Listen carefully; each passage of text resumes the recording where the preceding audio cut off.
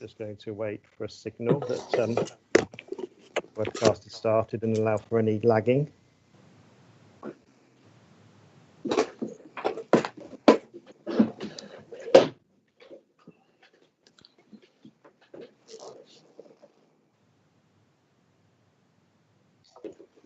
I'll let you know as soon as we're live, Graham.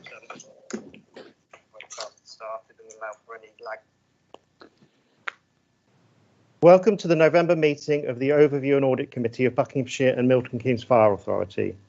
I would like to start by confirming that this meeting is being live streamed on the Buckinghamshire Fire and Rescue Service YouTube channel. Following the meeting, a recording will continue to be available on this channel, and it is also being recorded should there be any technical difficulties. I'd just like to remind members of 4 key points this morning and a change in procedure from previous meetings. Firstly, please mute your microphone and turn off your camera when not speaking. Secondly, feel free to turn off incoming video, as this may help if you have a weak connection. Thirdly, if you wish to speak during the meeting, please turn on your camera to indicate a wish to ask a question or make a comment. The chairman will be notified of all members who have switched their videos on. When the chairman does invite you to speak, please unmute. Fourthly, when voting, members will be asked only to indicate if they wish to vote against or to abstain from a vote.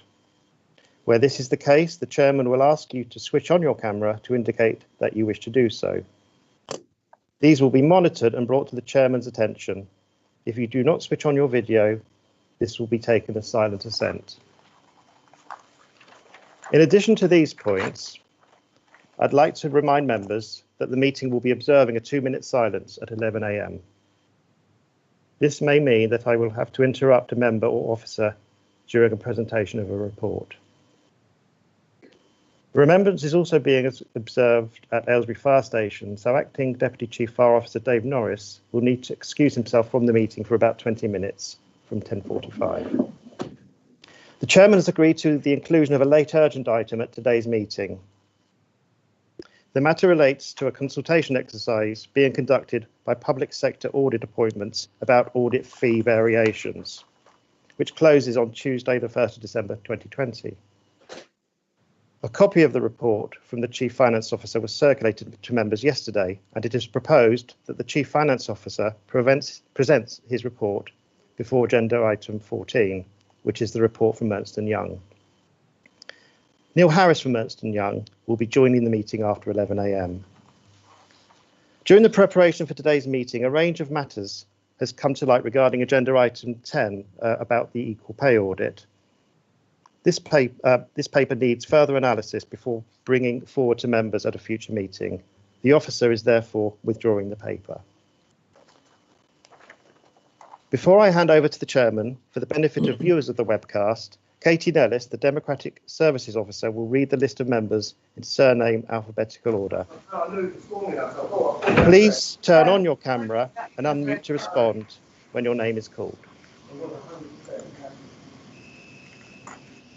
Good morning, everyone. Councillor Carroll. Here. Councillor Christensen. Here. Councillor Cole. Here. Councillor Exon. Present. Thank you. Councillor Hussain.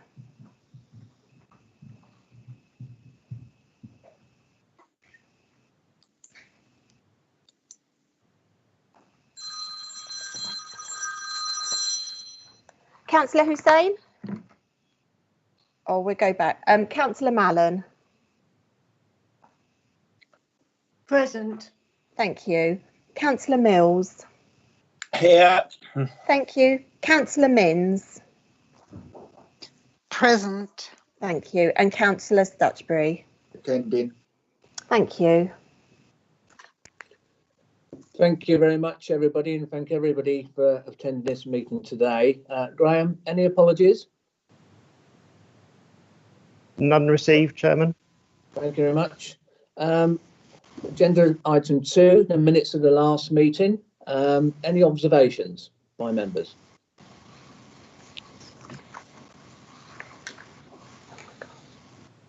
Um, I think Leslie's speaking, but she's on mute.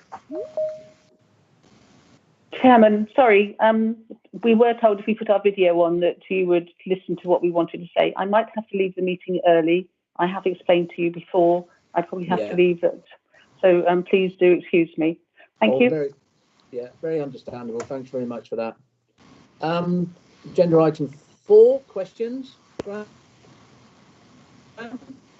None There's received. sorry, Graham. None received, Chairman.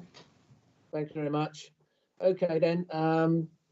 Item 5, to note that there's been no covert surveillance conducted by officers since the last meeting of this committee. So everybody understands that, I hope, and accepts that. Okay. Item 6, can we move on to that? Page 23. Everybody turn to page 23. Robin, your video's on all the time. No, it's not. I turned it off earlier, chat. We can see you hit. We can see you on it now. Yeah, well, no, I just wanted to ask a question. Go on in, Robin. Obviously, circumstances are not as pleasant as they were last time. We were hoping we were going to be improved. Does that mean, through you, Chairman, that everything's returned back to what we were previously as far as the fire authority is concerned in operational procedures? I know your answer is going to be yes, Chairman, but we do need to ask that question. Back to Graham. What's your version on that, Graham? I'd be happy to defer to. I think Dave Norris is in attendance. If he can, I'd invite him to turn on his camera and answer that. Okay.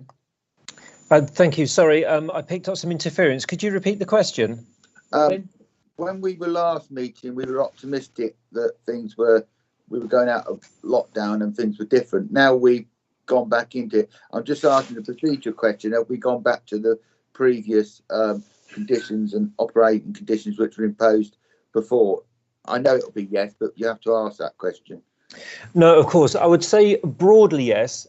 There are some changes because, of course, trying to avoid the word lockdown, there are perhaps some additional restrictions, but they are not perhaps as severe in terms of our operation as they were back in March, April and May of last year. So essentially, as far as our normal day-to-day business is concerned, we try to maintain that wherever possible. Quite clearly, we have to be sensitive to public concerns and also those of businesses who, of course, have been significantly affected by some of the restrictions. However, I think it's fair to say that wherever we work with partners and pick up referrals or urgent matters, we address those as we did previously. However, in terms of our working arrangements, we observe the government restrictions wherever possible, and we ensure that we work with our partners to identify those most at risk, and we address that risk wherever possible. So that sort of gives you a broad summary of what we do. But yes, of course, wherever possible, we do comply with government guidance, and that has placed some additional restrictions on our work. Thank you very much for that answer. For the sake of the Chairman's knowledge, I should be turning my camera off now, and then it will be coming back on infrequently during the meeting. Thank you, Robin. Thank you very much. Okay. Item 6A is the. Have you got the right page? It's number 23, everybody. Okay. So it's internal audit report update on progress audit recommendations, and it's Maggie Gibb. Thank you, Chairman, and good morning, everybody. I'm actually going to hand straight over to Selina Harlock, who's the audit manager who's been responsible for the delivery of the internal audit service, and she'll take you through the next 2 papers. Thank you, Maggie. Lovely, thank you, Maggie. Thank you, members. This paper is just for noting. We're here presenting to you an update on the progress of the audit recommendations. So the internal audit team has continued to monitor the progress for all outstanding actions. At the moment, we have 4 audit actions that we're reporting as being overdue. And these relate to fleet management, which was from 17-18. This particular action is pending an upgrade to the system, so will in fact be implemented once that upgrade has been done. The next action that's overdue is the property management action regarding the red kite functionality. This was a low priority finding, so it's not a high risk area and not material to the delivery of an operation. And the update from the owner is it will be looked at as part of 2021 as they reevaluate that area. The further two actions are going to be reviewed in the upcoming audits that we have. So there's a finding on the stores, and the update on that is it remains open until the final account with the contractor are agreed.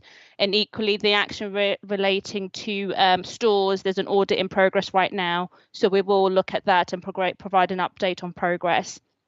So we don't really have anything that we're really worried about, but it's just for members to note that these are the actions that have not been implemented to date. Thank you for that. Members? Suggest we note the report, Chairman. Thank you very much. Thank you for that, Robin. So recommendation, just to note the report, and move on. Any other questions on this item before we move on? So that's carried, Chairman. That's carried, Chairman. Thank you. Thank you, Robin. Thank you. I'll just go on to the next paper, which is an update on the progress of the annual audit plan. And again, it's for noting, and this is from page 29 of your packs. So in terms of our progress, again, what we've provided on page 31 is just a reminder of what the audit plan was that was approved this year for year 2021. At the moment, we are planning the core financial controls audit with the hope of undertaking the field work in December. The GDPR audit, the scope isn't agreed, and that will be starting this month. Equally, the asset management system audit, that's in progress right now. We hope to have that audit completed by next week. We also have an IT applications audit for the new risk management system. Resources management system. And this is at field work stage as well and should be completed by next week. So we hope by the next committee meeting, most of these audits will be reported as finalised versions. And that's it from me, Chair. So members, can we note that report? Agreed. I take that as a yes. Agreed. Yep. No one wishes to vote against or abstain, Chairman, so the motion is carried. Thank you very much. Item 7, local government ethical standards best practice recommendations. Leslie Clark, the chairman. Thank you, Chairman. And before I hand over to Graham to present his report, I'd like to highlight one of the recommendations made by the Committee on Standards in Public Life about the desirability of having at least 2 independent persons available to it. As mentioned in the findings on page 48, the authority currently has access to a pool of 4 independent persons as a result of the collaborative arrangements put in place in 2016 between the authority and the councils of Milton Keynes, Central Bedfordshire and Luton Borough. As their term of appointment is due to expire this year, recruitment was undertaken by officers at Milton Keynes Council this year. This has created a pool of 6 new independent persons, including some who, as well as appointed by Milton Keynes Council, also have been appointed by Buckinghamshire Council. The authority will receive a report at its next meeting in December with recommendations that it utilises this new pool of independent persons, and I'm very much supportive of such a proposal. And because of the legality of this document, Mr. Britton's going to take over for me. Mr. Britton. Thank you, Chairman. Thank you, members. The genesis of this report is the letter to the Chief Executives of all local authorities published in July 2020 from the Committee on Standards in Public Life about its report on local government ethical standards, which it published in January 2019. And a copy of the letter is at page 37 in the agenda pack. The report made 26 recommendations, mostly aimed at government requesting changes to legislation, and one aimed at the Local Government Association to create a new model draft code of conduct after consultations with councils. And I'm aware that the LGA, the Local Government Association, conducted what they call virtual roadshows over the summer months, and members of this authority may have participated as councillors at their appointing authorities. The LGA has stated that it is due to report on its final model code of conduct later this calendar year. The Committee on Standards in Public Life report also includes 15 best practice recommendations, which, as its July letter states, it would expect all local authorities to implement. The 15 best practice recommendations are at pages 38 and 39 in the agenda pack. In its letter, the Committee on Standards in Public Life states that it will be writing to local authorities again in the autumn to ascertain progress against its 15 best practice recommendations. With this in mind, Katie Nellist has undertaken an audit of the current arrangements, benchmarked against the 13 recommendations applicable to combined fire and rescue authorities. The findings of the audit are at pages 42 to 51 of the agenda pack. There was nothing in the findings which gave me cause for concern. However, there are some aspects of the recommendations which I invite this committee to recommend to the authority to agree. The recommendations are set out on pages 33 and 34 of the agenda pack. Thank you, Graham. The first substantive recommendation to the authority, which is 2A, is that it should agree to the Code of Conduct being reviewed on an annual basis, in line with the Committee on Standards in Public Life's recommendations, but this should wait until 21-22, so as not to preempt the content of the new model LGA Code of Conduct. Therefore, recommendation 2B Roman 1 is that the outcomes of the LGA's consultation on its draft Code of Conduct be taken into account when this authority's review is undertaken. Recommendation 2B Roman 2 is that when the Code of Conduct is reviewed, the prohibition on harassment be added to the prohibition on bullying, and that, as per recommendation 2B Roman 3, definitions and examples of both bullying and of harassment be included. The Committee on Standards in Public Life report states that, whilst there is no statutory definition of bullying, ACAS, which is the Advisory, Conciliation and Arbitration Service, has codified a helpful definition as offensive, intimidating, malicious or insulting behaviour, and abuse or misuse of power through means that undermine, humiliate, denigrate or injure the recipient.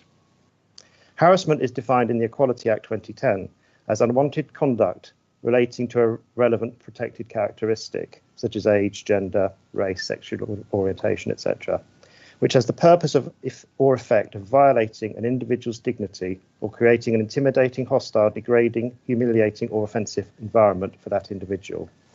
The Committee on Standards in Public Life continues that these definitions make clear that bullying and harassment are instances of serious misconduct.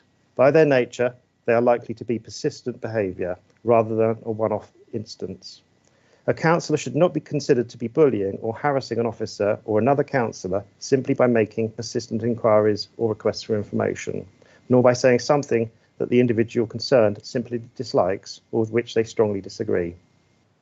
Genuine instances of bullying and harassment will fall outside the limits of legitimate free speech. But equally, accusations of such behaviour should not be used as an attempt to restrict legitimate inquiries or free expression. The Committee on Standards in Public Life report quotes from the ACAS non-statutory guidance, which includes a non-exhaustive list of 10 examples of bullying behaviour, including spreading malicious rumours or insulting someone by word or behaviour, victimisation, unfair treatment, overbearing supervision, or the misuse of power or position, or unwelcome sexual advances. Finally, recommendations 2B Roman 4 and 2C also derive from these best practice recommendations from the committee.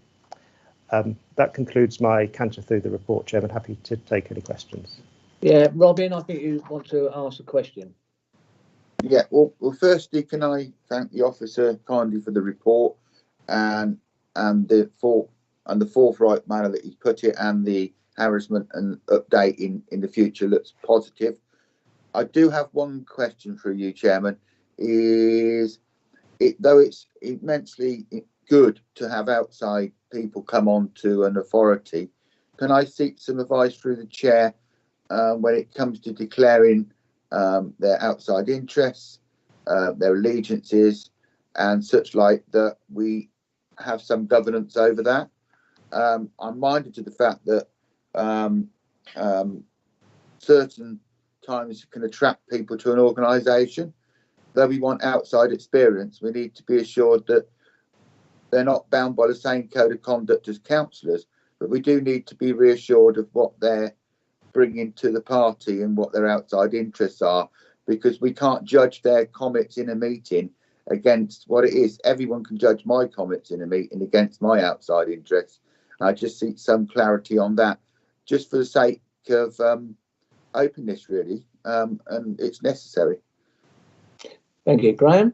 Thank you, Chairman, and thank you for the question, Councillor. Yeah, the independent persons, as you may know, they won't actually be co-opted onto the authority. They will stand separate away from the authority and will not undertake any councillor functions, so that they are not bound by the members' code of conduct in the way that members of this authority are.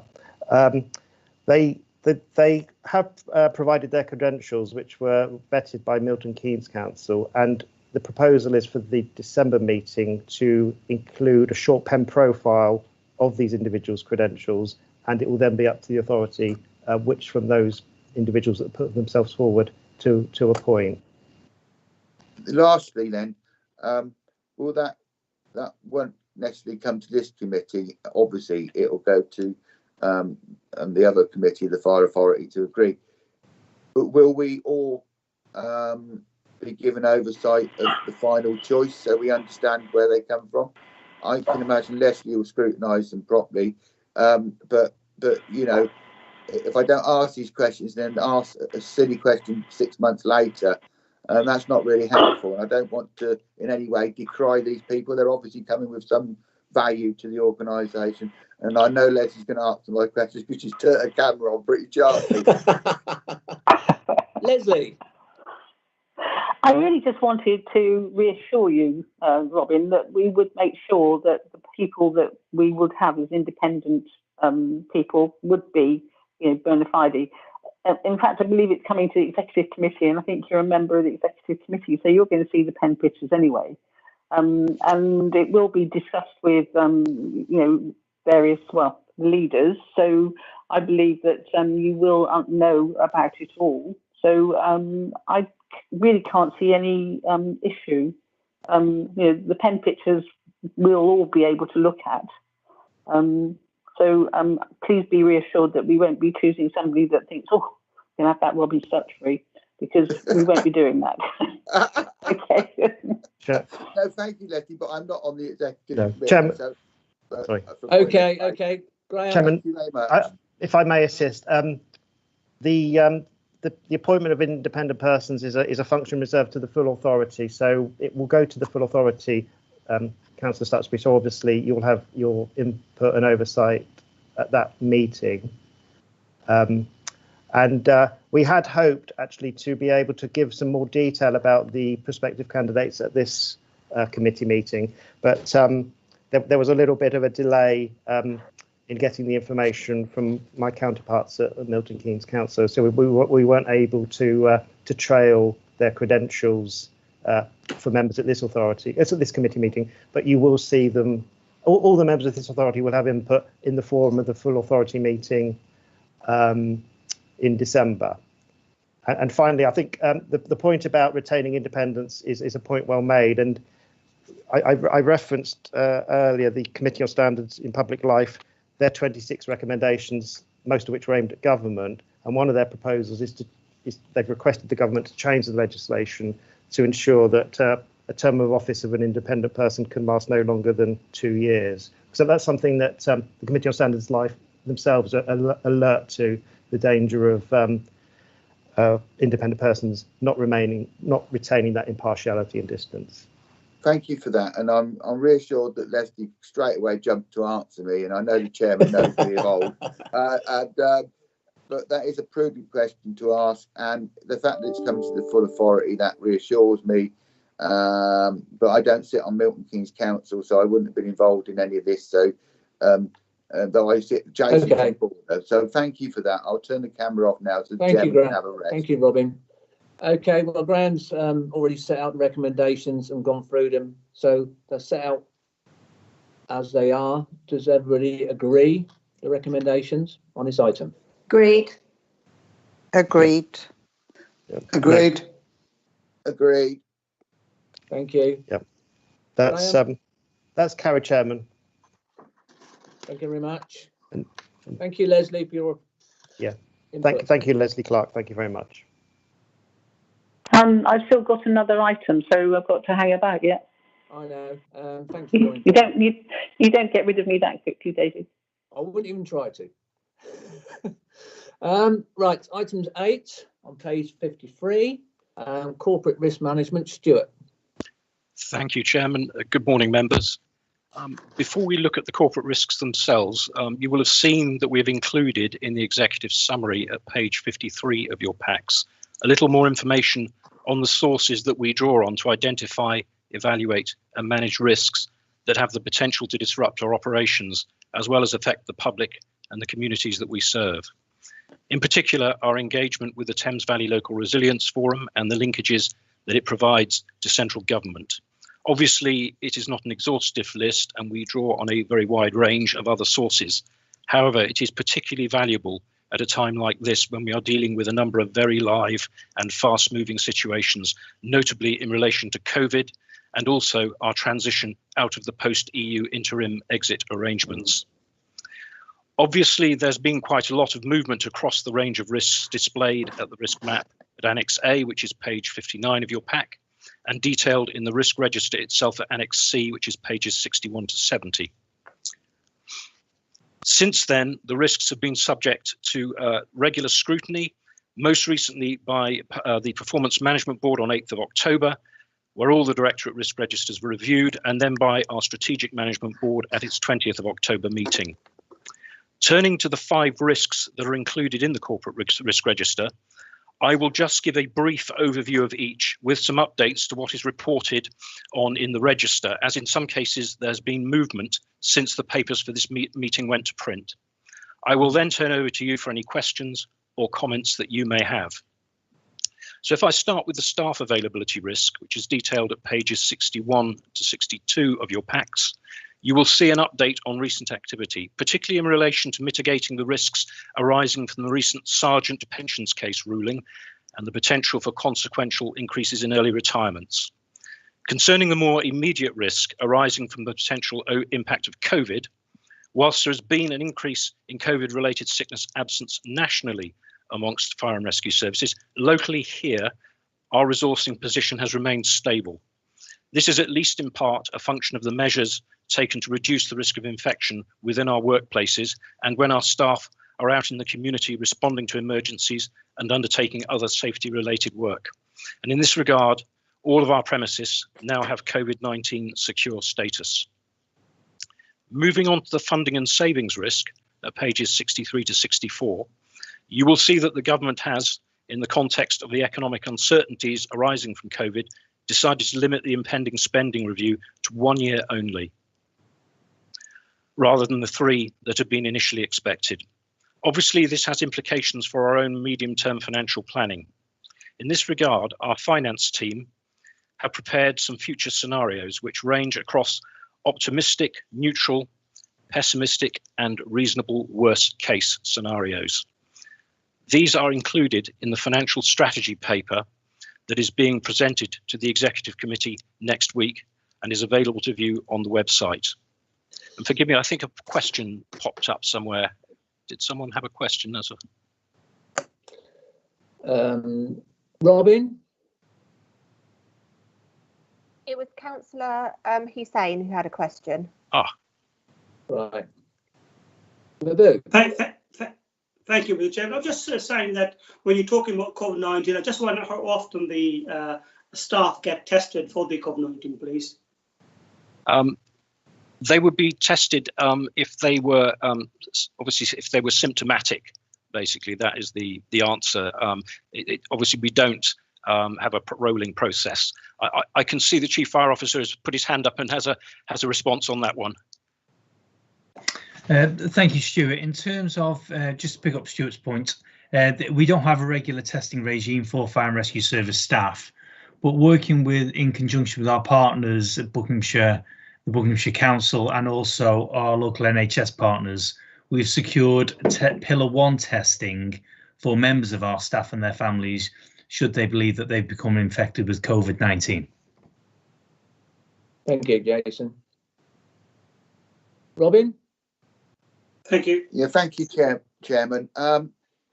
Just two basic questions, really.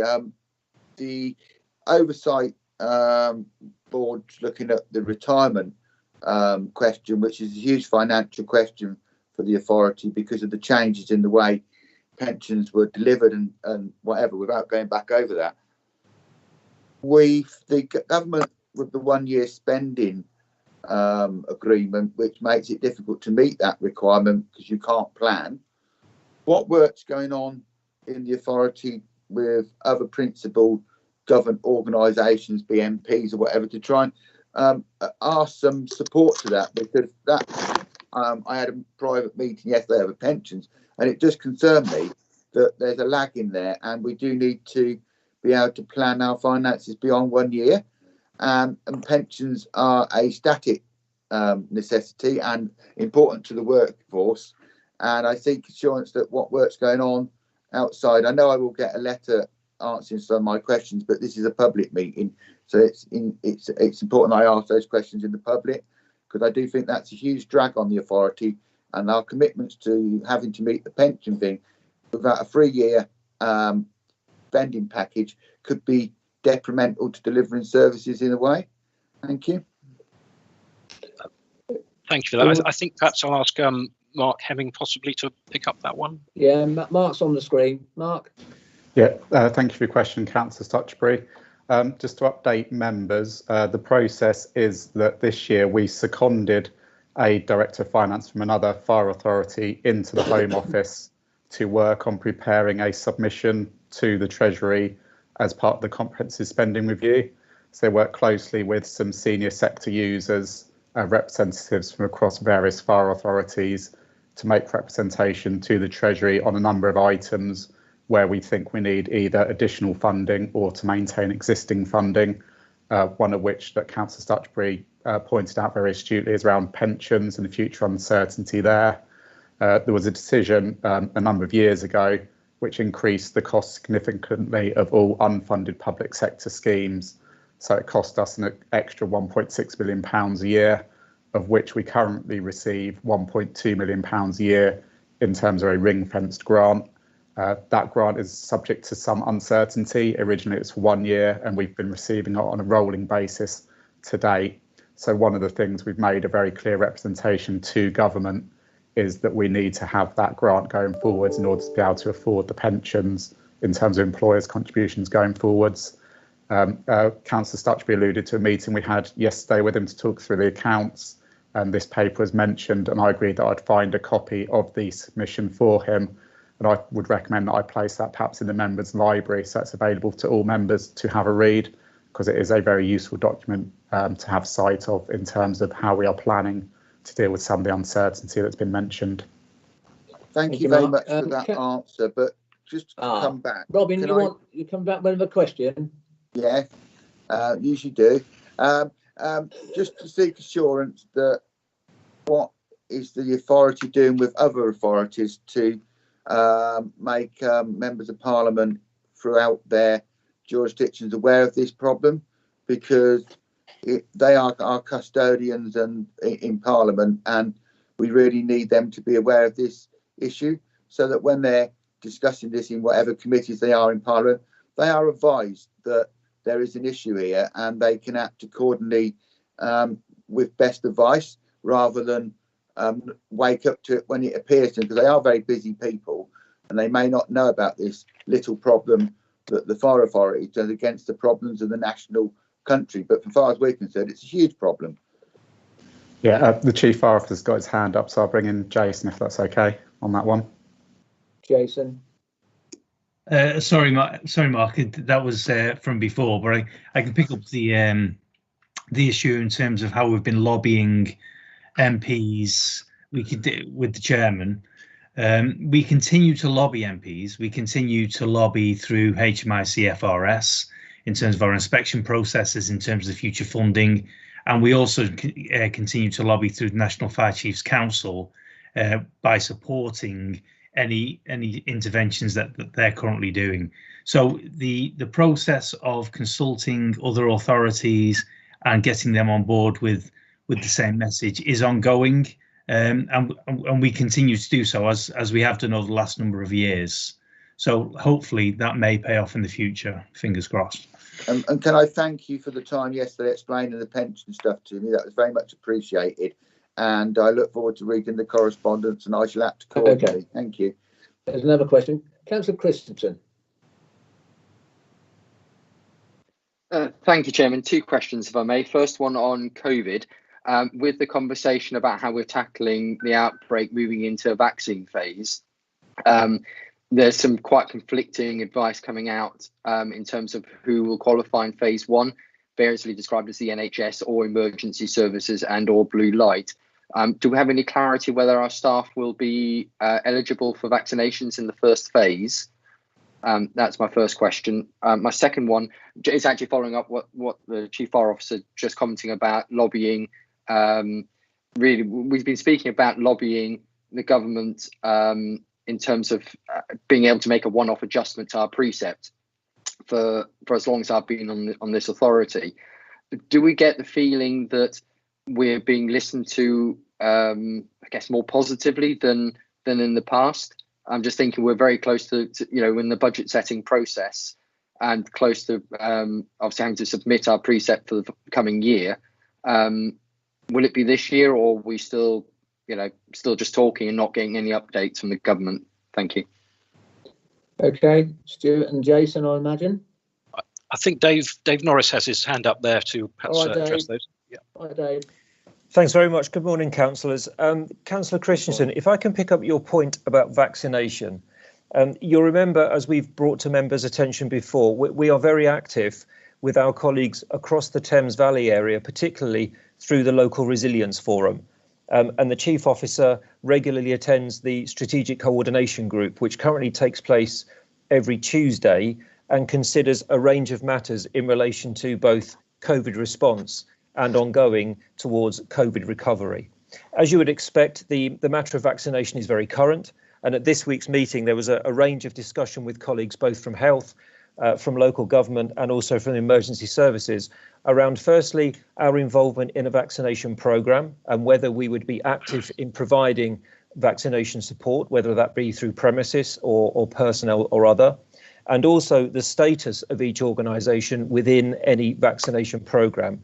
As you would expect, that matter is really subject to live debate.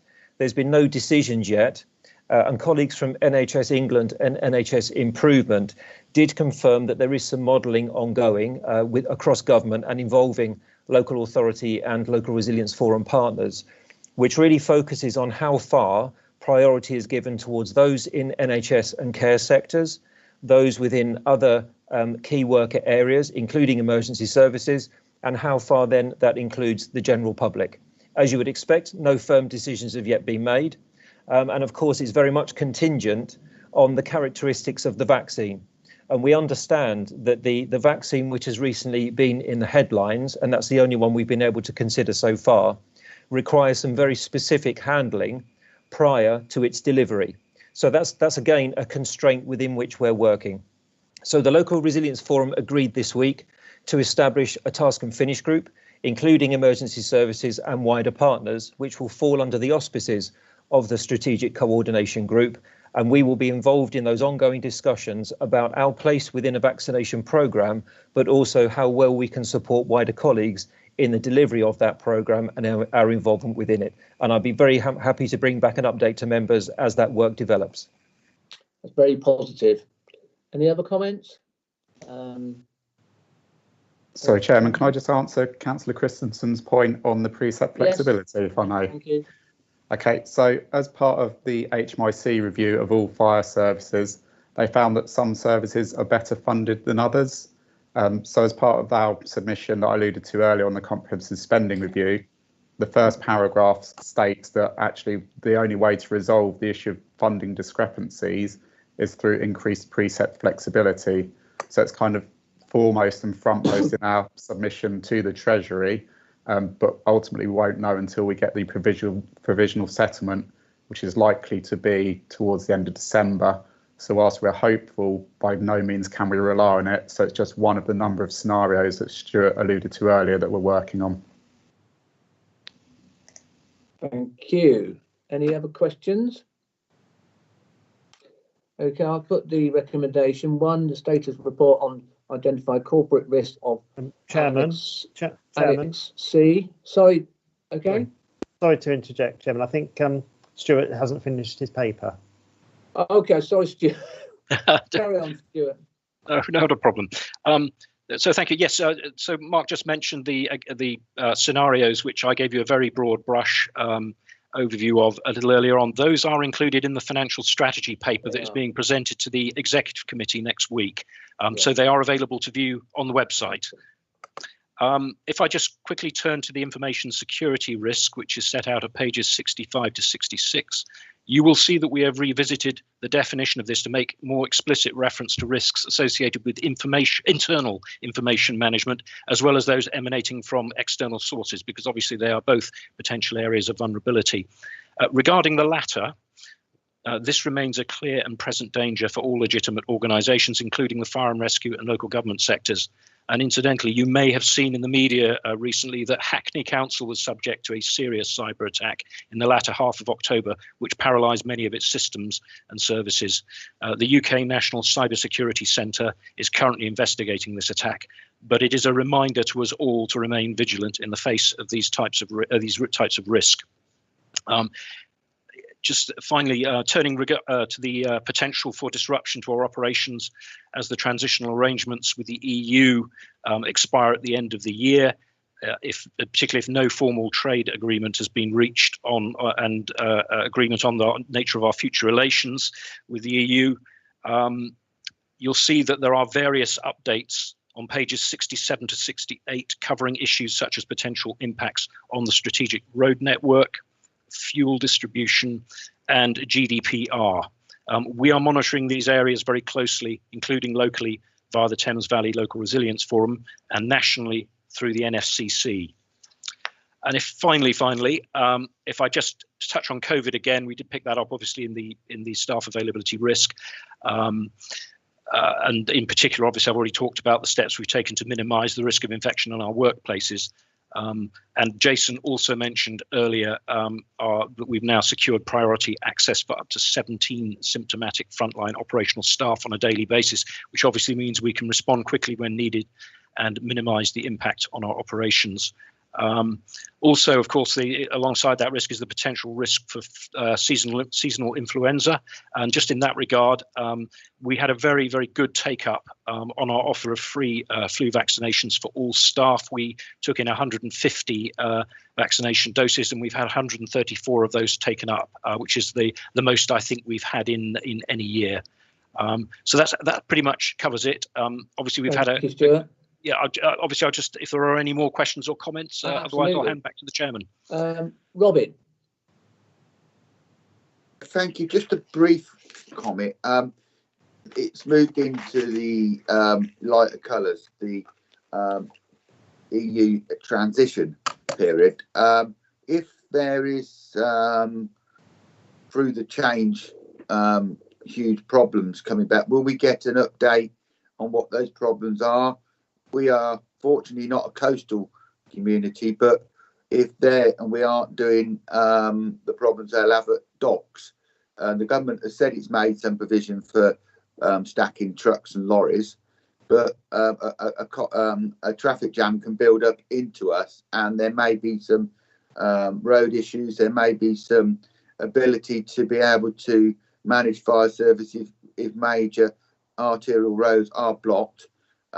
We will need to, at a later date, it's too soon to judge, have some review of how that affects us, because we may be called upon to backfill areas where we wouldn't normally backfill because other people can't get to where they need to as an authority, because fire authorities always work together very well. And will there be something coming back? Because it does look to me that we don't know the outcome of that. There's been plenty of talk about it, but if the worst scenarios, we may get called upon. Thank you. Sure. yes to all of that. The recommendation, actually. So. Yeah. I mean, obviously it's an ongoing and evolving risk. We obviously keep very close eyes on it, working with the local resilience forum. We have also asked government for their planning assumptions about the nature of any risks to strategic road network. So obviously we will be looking at those very carefully. And obviously we will prepare ahead as best we can. But we are slightly in the realms of the unknown at the present time. Like everybody else, I'm afraid, but thank you for that. Yes. Thank you, Robin. Thank you, Stuart, thanks very much for that really, really detailed report. So I'll put the recommendation. Number 1, the status report on identified corporate risks, Annex C, to be reviewed and improved. 2, comments to be provided to officers for consideration and attention in future updates, reports which Stuart has said. Can I just have people comment who are against the recommendations or abstain? I think that's nobody, Graham. Nobody wishes to vote against or abstain, Chairman, so the motion is carried. Thank you, Stuart, for your detailed report. That was brilliant. Thank you. Thank you, Chairman. Item 9, which is on page 71, we're going to move on to changes to Investigative Powers Act 2016. I think it's Jerry Barry. It is. Good morning, councillors, Chairman. The purpose of the report is to advise of a legislative change which came into force in July. It's to remove fire and rescue authorities as the relevant authorities for the purposes of the Investigatory Powers Act, which is all words. What it actually means is we used to be able to apply, if so desired, to be able to get information on phones and the interception of communications data. We never used the powers. And the National Fire Chiefs Council lobbied to have the powers removed. This has led to the change in legislation. And it's worth noting, though, that these powers are still in place under the Investigatory Powers Act with our partner organisations, which would be the police and the ambulance service. The police have far greater powers than us, and we'll be able to call on them to assist us if required. How we could have used it is we were included in a specific and limited way. If it was necessary to obtain the data for the prevention of death or injury or damage to a person's physical or mental health, or in mitigating injury or damage to a person's physical or mental health. And the fire and rescue authorities would have to also comply to prescribed internal governance arrangements. In theory, if these criteria were met, we would have been able to use the powers, but we moved to the Thames Valley Fire Control in 2015. The authorised person was a watch commander, and we no longer had our own control room, so we wouldn't have been able to use the powers in that way anyway. Representatives from the National Fire Chiefs Council are seeking to also remove us from the regulatory regimes for direct surveillance and covert human intelligence sources. This comes under REPA. But they've been advised that any change to REPA regime will require a decision from the Office for Security and Counter-Terrorism. Pending such a decision, though, they've suspended the inspection regime, which takes some pressure off of us. The maintenance of the governance for this involves significant training and keeping a core group of people with these abilities in place that we don't use. So, whilst the amendment to the IPA means fire and rescue authorities can no longer authorise interceptions of communication data or the use of covert human resources remain unaffected, and we're still covered by REPA. As I say, though, we don't have to manage the regime at the moment. It's been suspended. Any questions on that one? I believe Robin, question? Yeah, just an understanding and a question. We discussed the Welsh government's proposals to move forward to a more power-led investigation on potential of fire, probably coming out of the Glenford Tower incidents, and that we'd be more involved. This is different powers, I believe, that of investigation.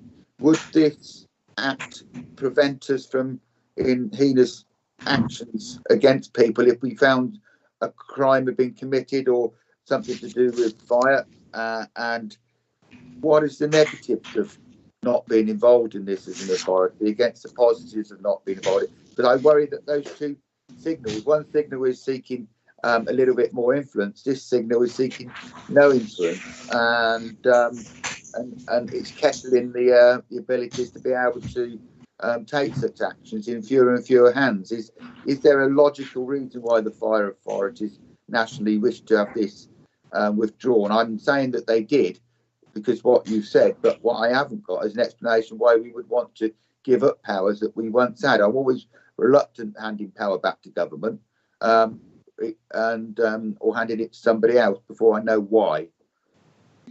We do still have powers. We still have, for instance, the golden hour where we can get information from telecommunications about calls that have been made, even though we often have that data ourselves.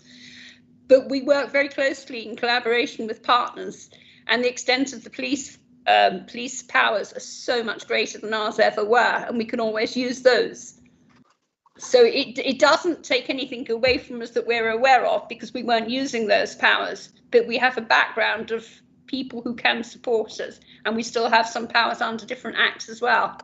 So just to seek reassurance, if something was discovered by fire officers on their duty but needed investigating, we still have the abilities to raise that to make sure those incidents are investigated by a third party. That's what I'm seeking, because silence is never a good thing if you see wrongdoing. The removal of the powers stops us from actually taking data to investigate directly in certain areas. It doesn't stop us from investigating, it just stops us from getting telecoms data. But in every way, shape or form, it doesn't take anything away from us. We can still get that data as well as continuing with the powers we already have for investigation. Thank you very much. You've explained it the best possible. And I apologise for the question, but if you're not sure where it's going, you have to ask. Indeed. Thank you very much. Any other questions? Okay, this report is just for noting. Thanks very much. Moving on to item 10. This one has been withdrawn, Graham. That's correct, Chairman. And just to confirm that the other resolution was carried. No one wished to vote against or abstain. Okay. Now I believe, although Councillor Clark is still on the line, the presenting officer, Dave Norris, had to excuse himself to attend a service of brief service of remembrance at the fire station. I don't know if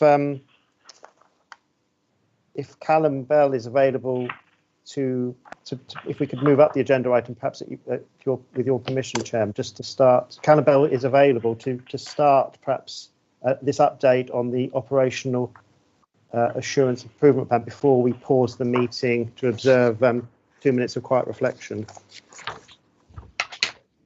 Okay. Callum around? Good morning, Chairman. Yes, I am. Okay. You want to start? Good morning, Chairman and Councillors. I'd like to give the committee a brief update on the progress we have made on our operational assurance improvement activities. We have a dedicated operational assurance team that form part of our operational training department. The team are responsible for, amongst other things, attending, monitoring and reviewing incidents and debriefs. However, more recently, we have broadened their involvement in other events outside of just the operational environment, and I'll cover that in a bit more detail later on. We have an operational assurance improvement plan, which the team oversee and report on quarterly to the Operational Assurance Improvement Group. The Operational Assurance Improvement Plan is a dynamic document used to evidence our ability to capture, scrutinise and identify any operational learning originating from a variety of events. This approach has better enabled us to effectively identify emerging issues and then implement practical and corrective solutions in order to enhance our performance. You may recall that in 2018, the authority contracted the services of Operational Assurance Limited as part of its independent assurance processes. These arrangements concluded at the end of August 2020, in line with the agreement we had with them. This agreement enabled the service's risk-critical operations to be subject to regular, independent scrutiny, thereby strengthening the authority's ability to deliver the best possible public service and improve the safety of firefighters. The most recent operational review undertaken by Operational Assurance Limited, which was during November 2019, made 14 recommendations. These were presented to members of the Operational Assurance Group to determine how these would be captured within the plan. One recommendation has not been adopted as there was very little evidence to back this up, and it seemed to be based on subjective perception of one or more of the assurance team based on their previous service experiences. The other 13 recommendations now form part of the improvement plan, which has been assigned to lead officers to progress, many of which have now been completed.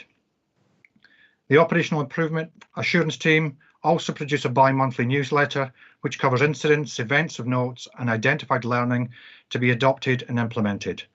The most recent edition covered Exercise Phoenix, which some of the members have already had a briefing on. It was a multi-agency urban search and rescue exercise that took place in September this year. And then more recently, Exercise Tender, which took place in October. And that was 2 nights of another multi-agency, multidisciplined exercise at the Fire Service College, responding to a large-scale rail incident. Looking forward, we are progressing with an improvement plan on how we capture operational debrief information through moving to an electronic active monitoring system. This will be subject to full evaluation over the next 6 months before making any decision to roll it out further. And before I close, I did mention earlier on that we have broadened the role of our operational assurance team. Last year, during an IT outage, and then leading into this year, which has been discussed previously, we used that team to facilitate the debrief to better prepare us moving into a new, more modern technological range of solutions. And then more recently, we've heard mentioned a number of times this morning, the impact that the global pandemic COVID is having on us all. We used the skills and the experience of the operational assurance team to carry out a service-wide staff survey. That took place in August. The feedback identified 3 key areas as part of that, which was communication, safer working, and technology. We had a very busy, positive response from all staff that took part, and I will close on one point that has been raised and communicated across that report, which was, I believe we have a great deal to be proud about in relation to our response to the pandemic. There is no doubt in my mind, and this was the words of a respondee, that we have had a positive impact in our communities. The support and level of service we have maintained and provided is commendable. I'm more than happy to take any questions on that, Chairman, if anybody would like to ask. Thank you, Callum. Any questions? We are approaching 2 minutes of silence, just in about 2 minutes. So can you just have patience with us so we can get to 11 o'clock, 2 minutes away? Callum, do you just want to finish up and have any more comments before going to that? There's no more comments from me, Chairman. Equally, if anybody has any questions when they come back, I'm more than happy to take them. Thank you. Thank you for that. Okay, I think members appreciate now. Can we just wait for 11 o'clock? We're only about a minute off there. And then we'll start with 2 minutes of silence. Thank you.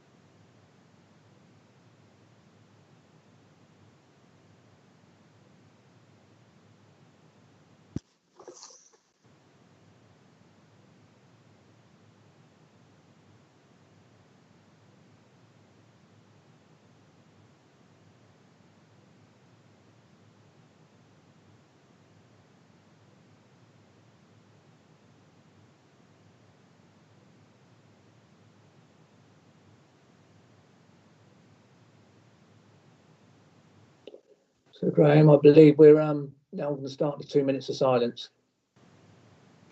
That's correct, Chairman.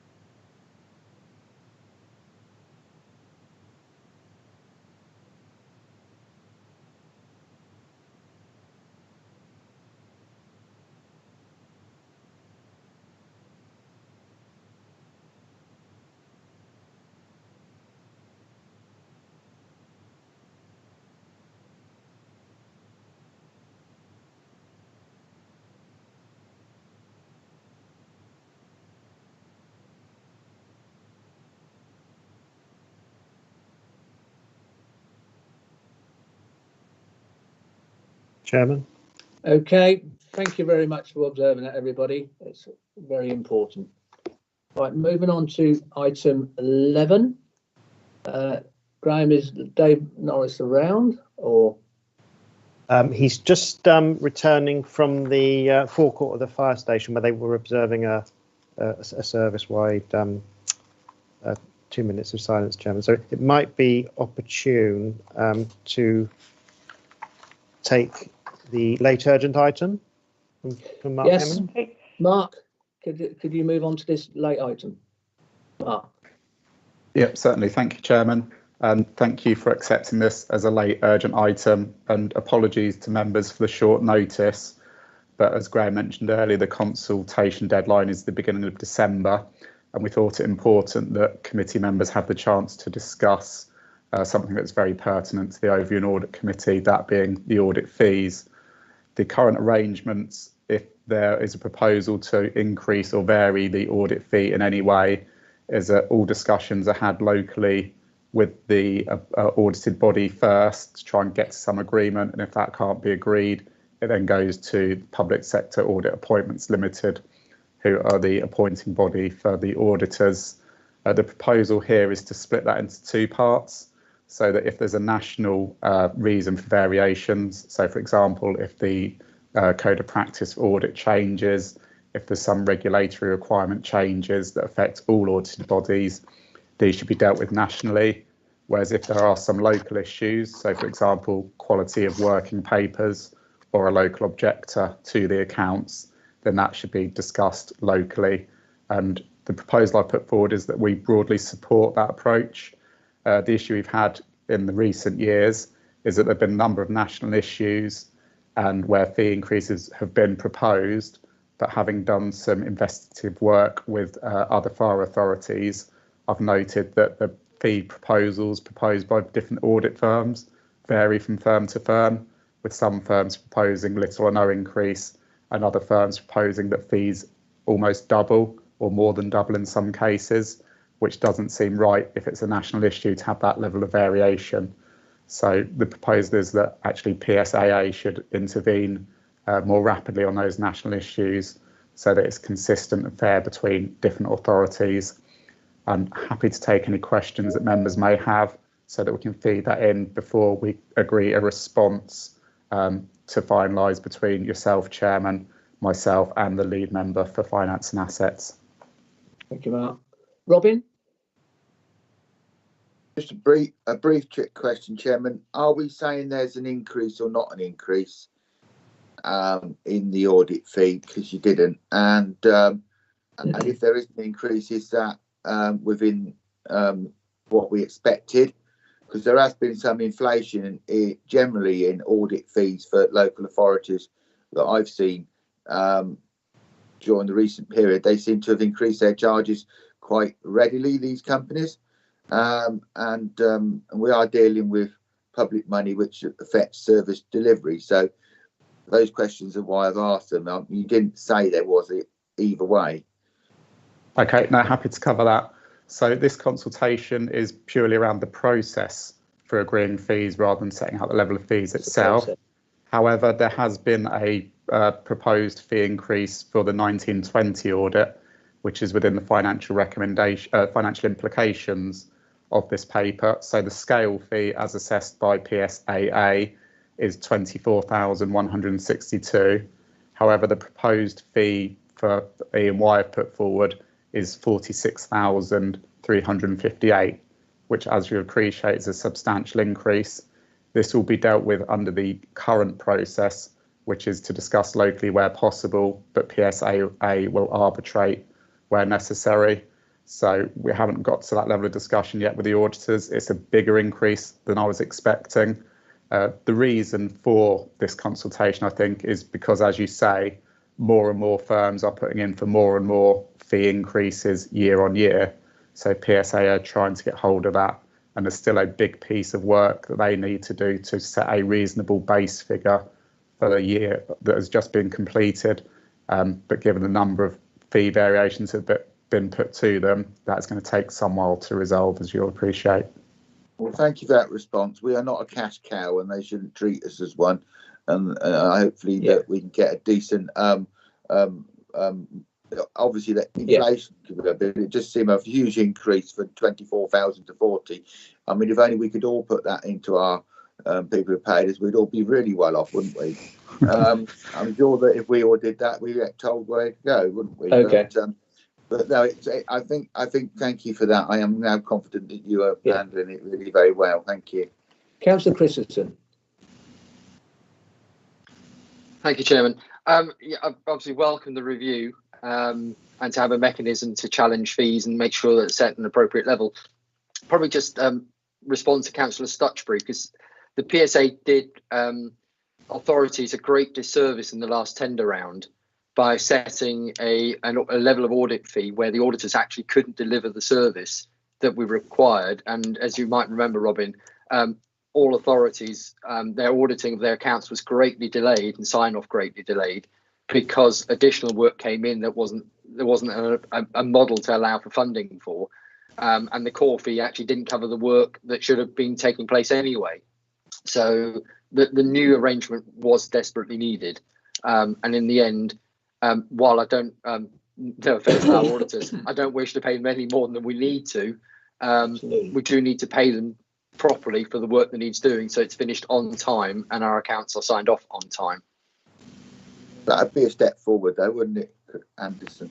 Because I mean, sometimes we've waited for audit reports for a lifetime, haven't we, in other places? Yeah, and you have to pay your advisors in order to get that. Okay, well, it seems to me that was a very valued comment.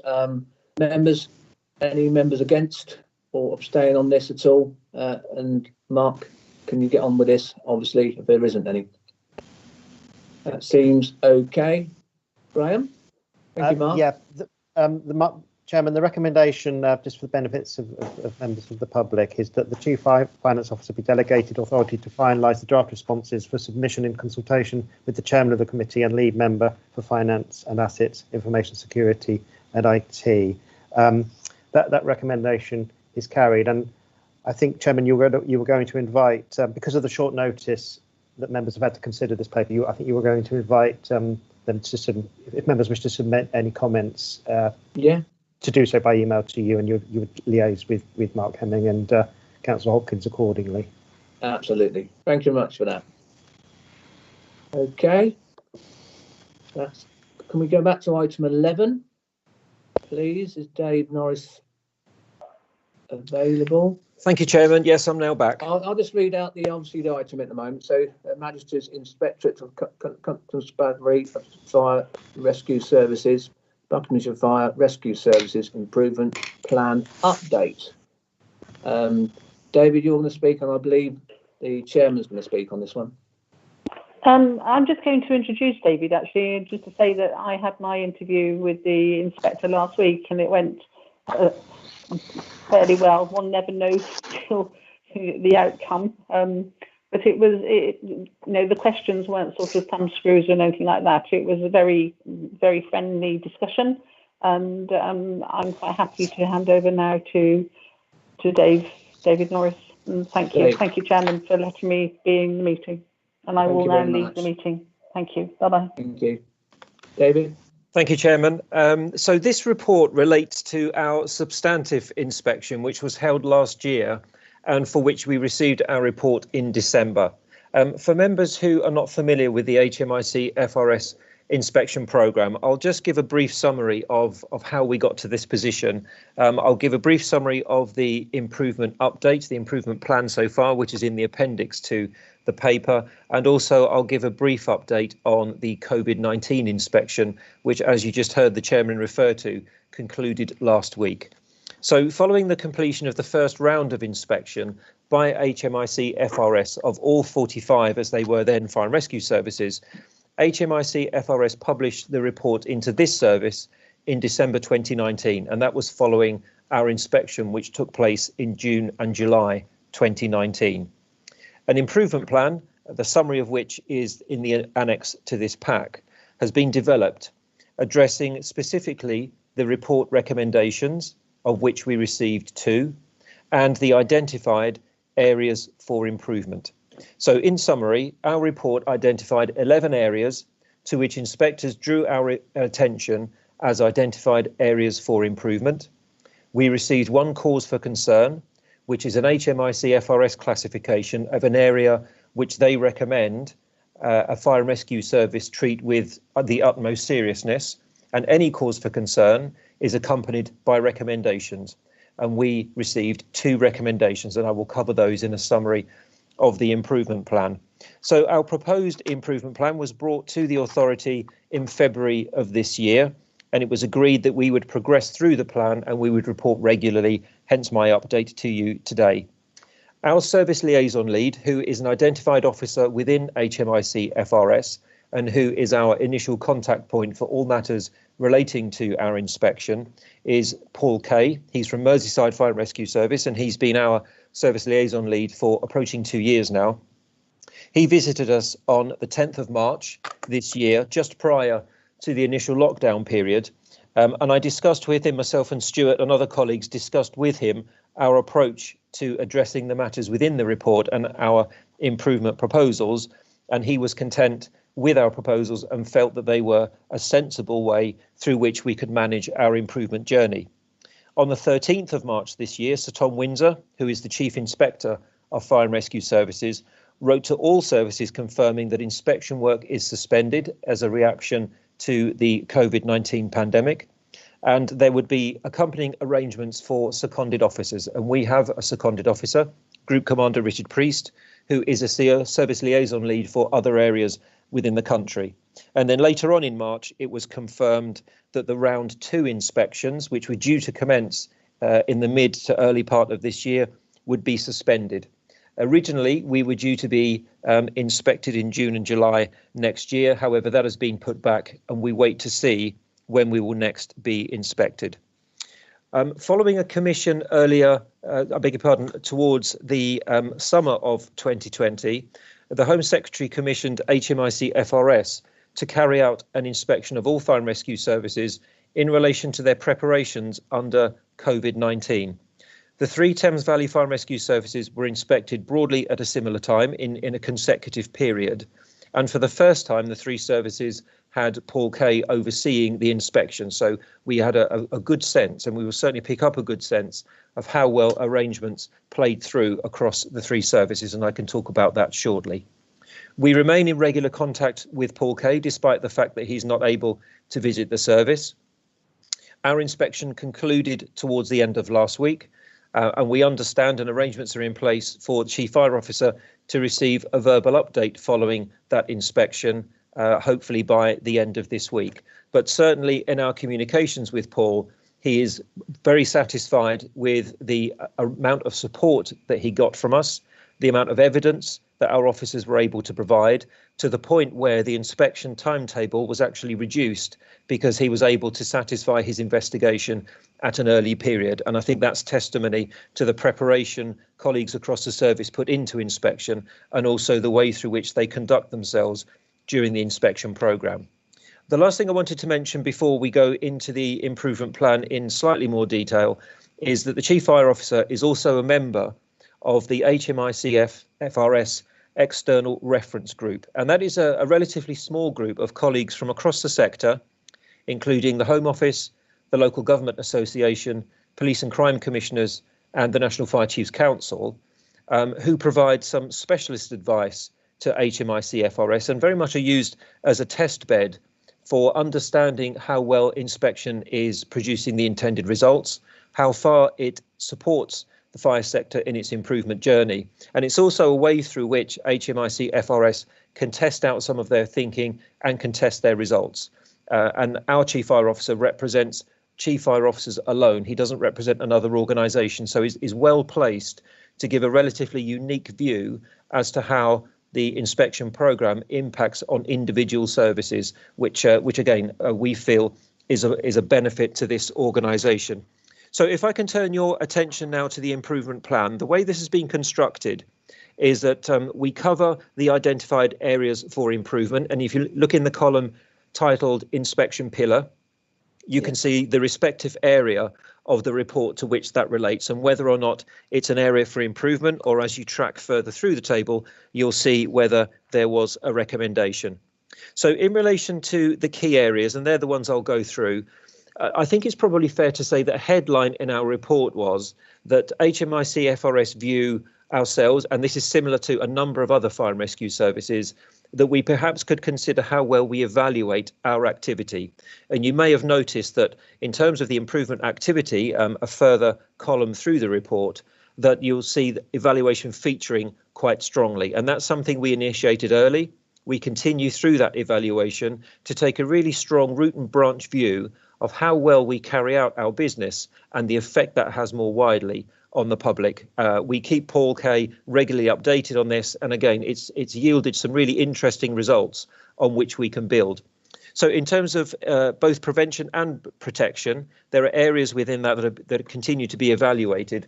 And what I would say is members may remember approving growth bids over the last 2 years, which have enhanced further our prevention and our protection teams. And we're already seeing the results of that investment in terms of increased activity in these areas and our ability to work in partnership across Buckinghamshire and Milton Keynes to reach out much more closely to members of the public. And where that's been particularly helpful is in us understanding more closely the impacts of COVID, and albeit at this stage very much the early impacts of COVID, and how they're taking effect across the public, and how we're seeing a change in behaviours, a change in risk, and a change in vulnerability. And it's helping us get much closer to that, and we're encouraged by those early findings. If we move further through, it's page 9 of the report, and forgive me, I don't have the page number for your pack. It refers to page 23 and the efficiency recommendation. So the efficiency section of report, and that's one of 3 sections: effectiveness, which looks at essentially our public facing activity; efficiency, which looks at how well we conduct our business, and certainly this was the area under which our financial arrangements came under consideration; and then people. So this relates to the efficiency section, and this is where we picked up a cause for concern accompanied by 2 recommendations, and I'll shortly invite Mark to give any further commentary here. But suffice to say, we were aware at the time inspectors were here that our arrangements, certainly in terms of funding levels and some other areas, were something within which inspectors were very interested. and the follow-up work against the recommendations will be subject to further conversation with HMIC at a future point. So those fire and rescue services which did receive a cause for concern will be revisited by HMIC FRS to assess progress against those recommendations. We were expecting to have our contact in October, November. We wait to be contacted by HMIC FRS to see when that conversation will take place. But essentially, and in my view, and certainly this is a view that's been shared with Paul Kay, that we have satisfied the requirements of those recommendations. So you'll see in the commentary that officers adopted a zero-based budget approach when developing this year's budget proposal. That's been developed alongside a new and refreshed public safety plan, which includes feedback from our inspection report. Our new corporate plan has been developed, incorporating completely the areas for improvement and recommendations within the HMIC FRS improvement plan. We've seen an increase in our whole-time budget, our whole-time establishment, I beg your pardon, by up to 20 firefighters, with an option to increase by a further 10 should funding allow. We've increased our protection team by 4 full-time equivalents.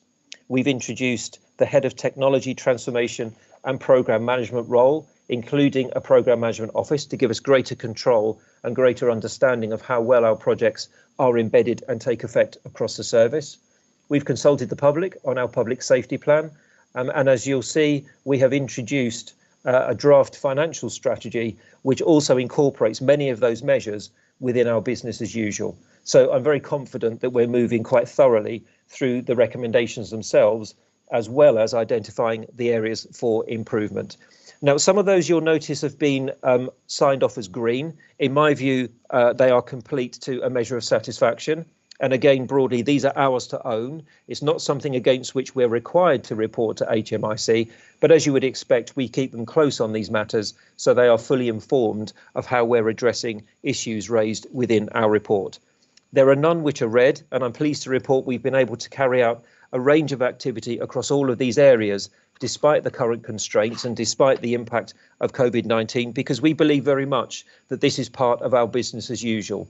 And while we don't slavishly follow the HMIC FRS report, because quite clearly the difference between the times within which HMIC visit us, their criteria and their assessment criteria and their judgment and the issues they look at may change. So we've taken, in my view, a pragmatic approach in just addressing those matters which we feel are material to our business and which will directly benefit the public and our partners. So I'll pause there. Very happy to take any questions or discuss any matters further. Any questions, members? Robin. Just to compliment you on the report, but one question. I didn't see it, and if I've missed it, I apologise. There is an increased risk of mental health issues totally related to COVID-19 and our interaction with members of the public, plus the additional stress on anybody working in the frontline services. It isn't. I didn't see it there. As long as I'm minded that we are conscious of that, I'm not relaxed, but I'm content, because this is going to be the big question coming out of the pandemic. In all services, frontline services such as yourselves, you're going to meet people with undiscovered mental health issues or even unable to react normally.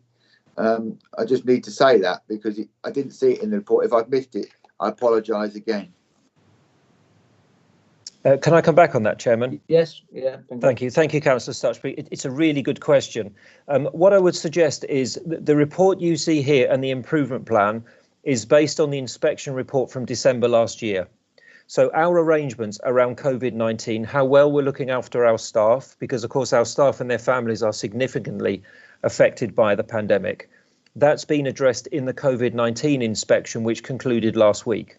So we were asked a range of questions about our welfare arrangements for staff, and we were able to share those with Paul Kay. And I would expect to see a reflection of our activity in the outcome from that report, which will be a letter to the Fire and Rescue Service. And again, that's something I would expect HMIC colleagues to give a verbal briefing to our Chief Fire Officer later this week. I think also in relation to the public, you raise a really good point. And when I spoke about our improvement activity against the identified areas for improvement being very much geared to where we think it will best take effect, that's where we're starting to direct our activity very much towards understanding how risk and vulnerability in communities is changing. And we've already seen through evaluation of some of our operational incidents, there is a material change in the public's behaviours, in their attitude to risk, and in the way through which COVID is impacting on them. So that's something we're working very closely with our local authority colleagues, both in Buckinghamshire and Milton Keynes, to address. It's something we're very mindful of, and we keep under regular review our arrangements, both internally for our staff's welfare and also more widely, our understanding of the impact on the public. And certainly I can bring that back to a future update so members are aware of the progress we've made, if that would be helpful. Thank you so much for that. That gives me some level of confidence that I hope you didn't realise it wasn't a criticism, it was observation, and I've seen it in other reports I've read that this is a constant pressure which all people of responsibility are going to have on them, and we are no different in this authority. Thank you so much. Thank you, Robin. Any other questions? And thank you, Robin, because it's very helpful that people come forward with questions to challenge this. So any other questions? Okay, none. I will put the recommendation that the members note current position regarding the HMICFRS inspection programme and the BFRS inspection improvement plan. Is there any members wishing to vote against or abstain on this recommendation?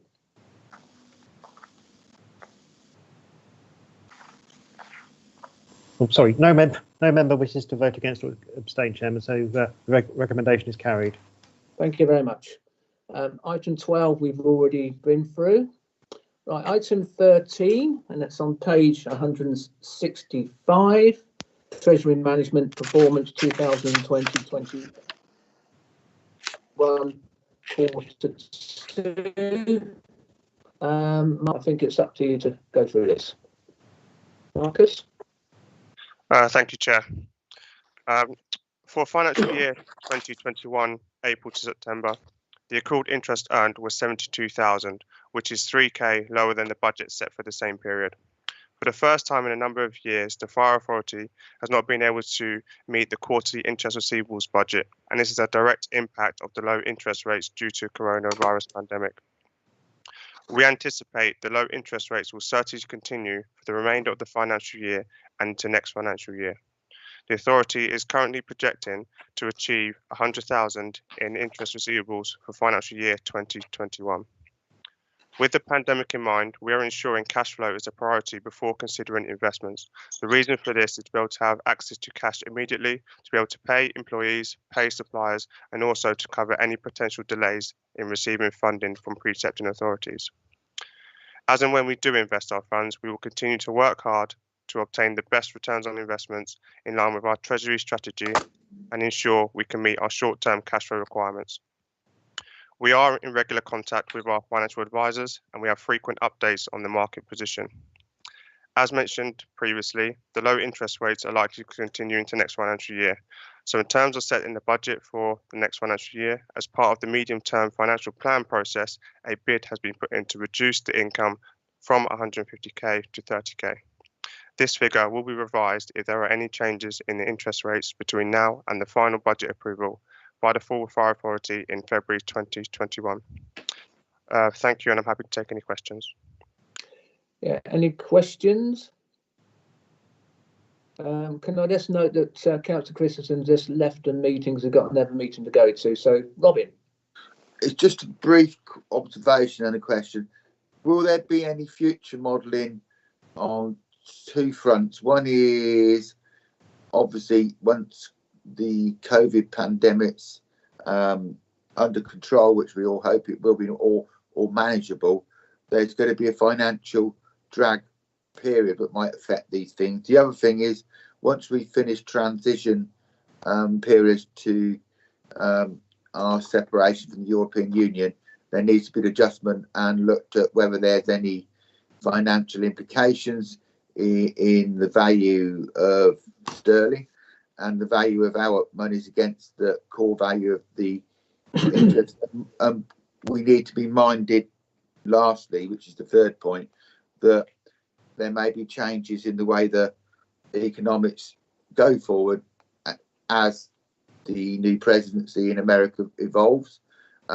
These all have effects because the markets have been depressed for interest rates for a very, very long time, which has benefited house purchases, but organisations who live on liquidity, it has been impacted. Those are three areas. It's not for today, but we need to model those in our future planning. Yes, certainly on all 3 points. We are, as mentioned, as part of the MTFP process, we will look at all avenues and assess our budgets to ensure they are reflective of what we need and reflective of the current market position. Okay, any other questions on this item? So I put the recommendation that the Treasury Management Performance 2020-21 report be noted. Any members wishing to vote against or abstain, please do so now. Chairman, no members have indicated a wish to abstain or vote against. The resolution is carried. Thank you. Can we move on to page 171? Draft Audit Results Report 2019-20. Neil Harris. And Alison is going to come into this as well. Okay, Neil. Okay, good morning, members of the Overview and Audit Committee, and thank you, Councillor Carroll. My name's Neil Harris. I'm the engagement lead for EY for the Buckinghamshire and Milton Keynes Fire and Rescue Authority.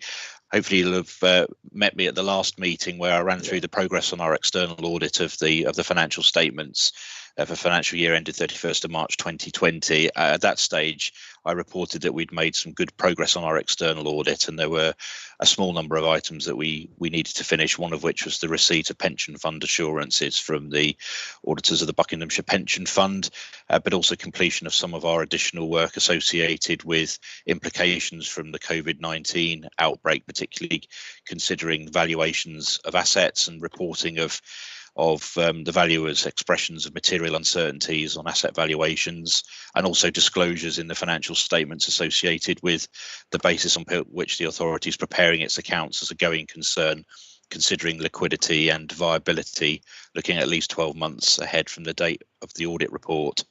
The audit results report you have in your pack shows that we've now substantially concluded our audit, but I'm very pleased to say that the matters that were shown as outstanding at the date of your report have now been finished. I'm in a position, subject to your consideration of the final set of accounts and the letter of representation, which the officers will talk you through, to be in a position to issue my audit opinion. And that audit opinion will be an unqualified opinion on the authority's financial statements, and that's to say they represent a true and fair view of the reported financial performance of the authority, and also an unqualified value for money conclusion, and that's to say that we're satisfied the authority's put all the appropriate arrangements in place for economy, efficiency and effectiveness in its use of resources. Our proposed audit report will include no other modifications. We're very satisfied with your disclosures associated with the expression of material uncertainty on valuation of assets in the accounts, and we don't think that gives rise to a significant matter that we need to draw attention to in our audit report, given the nature of the assets that you hold as a fire and rescue authority. But we're also very satisfied with your disclosures on going concern and the basis upon which the authority is disclosing a reasonable position on liquidity and viability, and we have no significant concerns on your financial resilience such that we need to draw attention to it in our audit report. And we've had to get to that point through a period of professional practice consultations, which is happening across all of our public sector audits before we issue audit opinions, and I have been through that process recently. So all in all, I've been very pleased with the way the audit's been undertaken this year. I do want to pay tribute to the authority's finance team, particularly looking to Marcus for all of the cooperation and assistance Mark and the team have been provided to Alison and my team to get to where we are today. You will be probably one of the in the top first 10 of organisations that will have their audit opinions issued on the 1920 accounts. This has been a very challenging year for everybody following the COVID-19 outbreak, particularly the implications on remote working as well, which has clearly had an impact on your officers as well as the audit profession. But so to get to a place today where I'm saying that the audit is now concluded, subject to your final considerations of the accounts and the letter of representation, is an excellent position. So thank you very much to everyone involved in getting to that today. Just a couple of other things I want to draw out. I probably will let Marcus cover this in a little bit more detail, but there has been an adjustment to the final set of accounts associated with a timing difference on the accounting for the pensions top-up grant. That adjustment has been made in the final set of accounts and is a figure of 829,000 in terms of the timing difference. It doesn't impact on your financial position. It's to recognise that the statements included 13 months rather than 12 months of the top-up payment. So that's been adjusted. And obviously, I did come in to hear the discussion on audit fees. I don't wish to repeat that, but obviously our audit results report does provide contextual explanations about the position that we're proposing to PSAA, and we'll continue to have that dialogue with Mark and PSAA and come back to you as a committee on the final position. So with that, I don't propose to say anything further by way of introducing the report, and I'm happy to take any questions. And thanks again to everyone for getting to today. Okay, we've got Councillor Mills on the screen. Do you want to put a question? Well, it's just congratulations to all the staff involved in the internal part of the work, because I was chair of the audit committee in AVDC for 4 years. I was also on the committee before that, and I know just how difficult it is to get, if you like, a zero report like this. And as Neil said, it's very unusual, I think, in local authorities and so on. So I'd just like to add my congratulations to everyone involved. Thank you very much. Very positive. Robin. Thank you, Chairman. Just to say thank you for the report. I won't go into the conversation we had earlier on the fees. That's not appropriate. But just to ask the comments you made about the Bucks account stroke pensions and the £529,000 deficit. I think we need a little bit of explanation around that. They're large numbers, and an explanation around the Bucks count for the meeting, because otherwise it's such a big thing to actually step over without questioning. I'm sure. So if I may, Councillor Stutchbury, I'll ask Marcus just to run you through from an officer's perspective the actual adjustments that have been made, because we're satisfied with the basis of those adjustments and why they're appropriate to be made. They aren't an indication of any weaknesses in financial controls. It's a timing difference on the recognition of that pensions top-up grant in your draft accounts and what's been presented in the final version. And I'm sure the officers will run that through with you. They can either do that now or in the next item. Now, yes, that's yeah. I don't only ask the same question again. Marcus, do you want to come in on this? Thanks for that question, Councillor Stutchbury. In terms of the adjustment that we made, it was identified by auditors that we had actually entered 13 periods, so 13 months of pensions into 1920. So what it was, we just it was due to a timing difference where we just moved 1 month into next financial year, which is the current financial year, and that totaled 829k. So it was there's nothing alarming in terms of what the impact it has on the statement of accounts itself. It has no impact on the balance sheet at all, has no impact anywhere else. It was just a timing difference in terms of the pension fund account, and it just be carried forward into 2021's financial statements, and you'll see it in there for next year. Thank you very much. It just, you can't step over large numbers. Yeah, no, I understand. Thank you, Robin. You're on the button. Thanks a lot. Any more input from officers on this item? No. So can I put the recommendation that the content of this report be noted? Any members wishing to vote against or abstain, could you do this, please, now? Chairman, no member has indicated a wish to vote against or abstain. The recommendation is carried. Thank you. Item 15, 229 the page. letter of management representation 2019 and 20. Marcus, it's you again. Yeah, thank you, Chairman. The letter of management representation is a legislative requirement and a self-explanatory paper.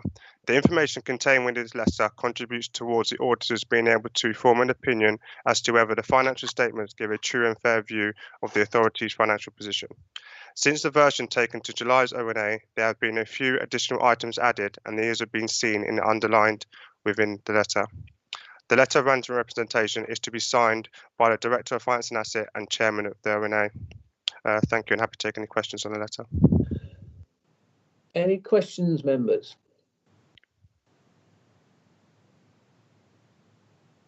No questions, Robin?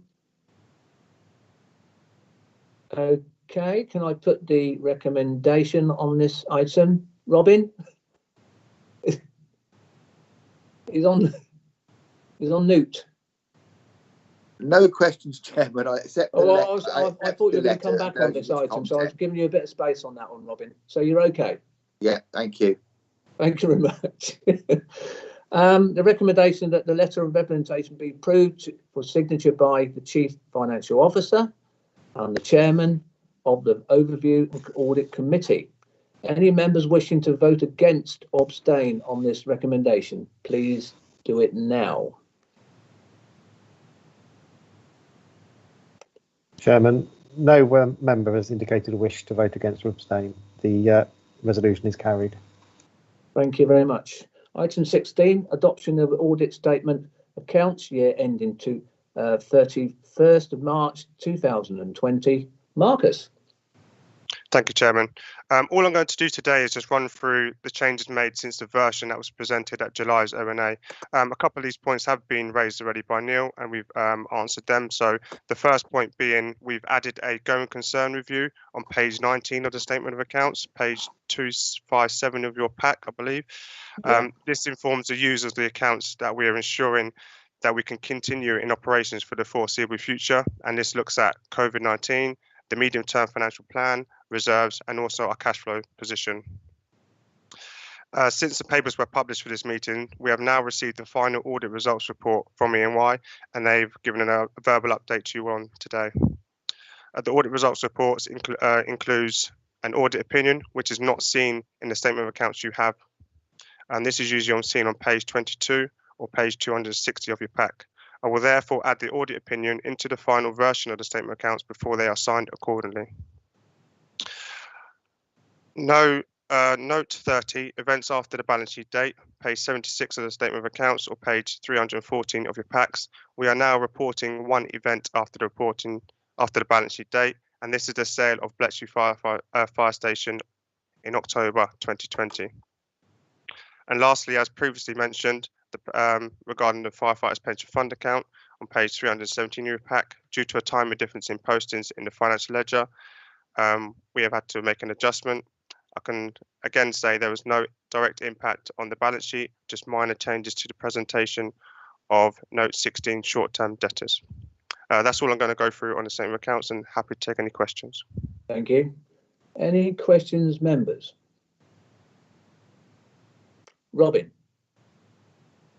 I note that unless I've read it stuff incorrectly, we didn't receive any specific additional support as a service financial report like local authorities did, even though we probably had additional changes. Am I correct in that? Like we weren't given like money to offset the cost of stuff during COVID? If I've missed it, happy to be told I'm wrong, but I don't think we did. I think we were left one of the services we didn't.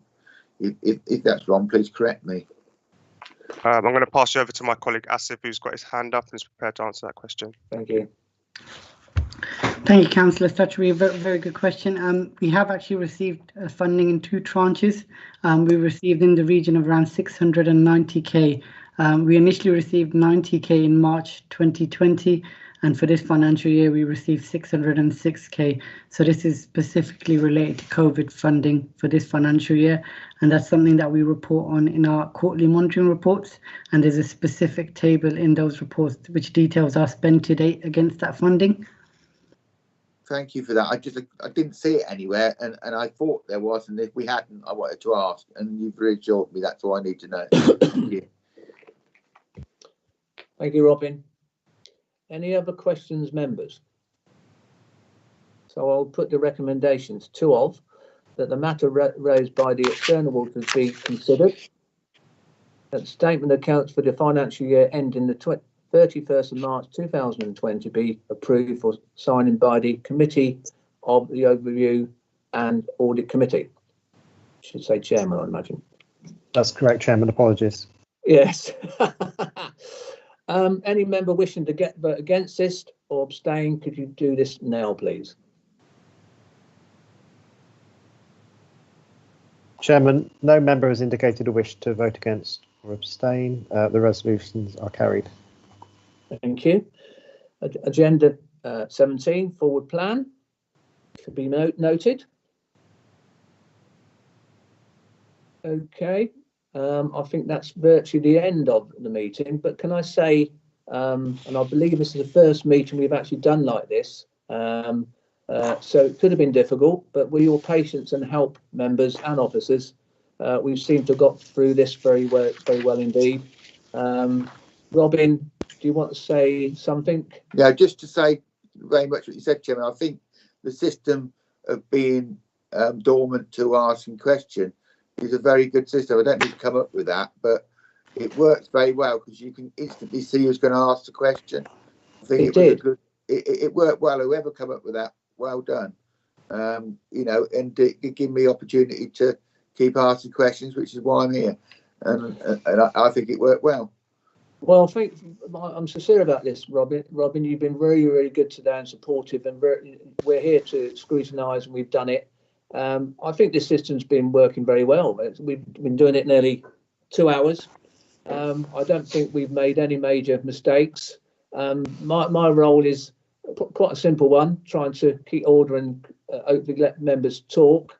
It's a bit of a one shuffling papers everywhere, so sometimes you can lose the sight of things, but I must thank the members for being very patient, and I think this may be the way forward for the camera thing, video thing was a really good idea, and that's from the officers, so thank them for that. And can I thank everybody for the support today, and the next meeting obviously on the Wednesday the 17th of March 2021, would you believe, Robin? 21, I know that seems a lifetime away. Can I just ask that I'm having communications sent to me over the pensioning. Can you please copy that to the chairman of the committee as well, so he sees what correspondence I've got? Because when I ask questions or do something later, he needs to know what I'm doing, because he knows me of old, and I would do something with whatever I read. I'm happy for the chairman to see that. I think it's probably good that he does. You know, so well, I do appreciate that. I really do appreciate it, and I really do appreciate your input, Robin, because it's important that people do look at these things, because it's important to do to obviously the public. So yeah, if I can have insight of what you've been doing within the meetings, that'd be very good for the organisation. I mean, I like to be open. Then you may have something of your experience to add to it, and a conversation is always better. You know, but you know what I'm like. I charge around doing lots of things. Oh, you're a very positive person. I really appreciate your time and efforts. Thanks, sir. So can I say thank you everybody for their support throughout this meeting and the staff, and we're in the meeting. Thank you very much. Goodbye. Thank you very much. Thank you. Thank you, Chairman.